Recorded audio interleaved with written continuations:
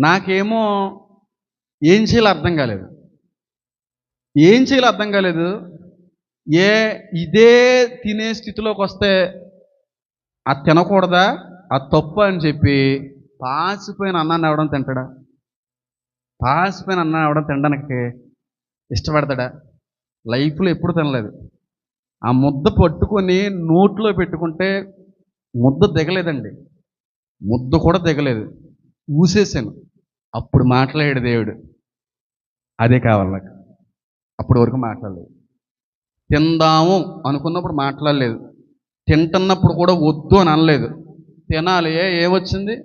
ఇది కూడా లేనోళ్ళు బోలెడు మంది ఉన్నారని చెప్పి తిన్నాను చూడండి. తినకు. అది కావాలి నాకు. అది కావాలి. గుక్క పెట్టి ఏడ్చాను నేను ఆ రోజు. గుక్క పెట్టి ఏడ్చాను.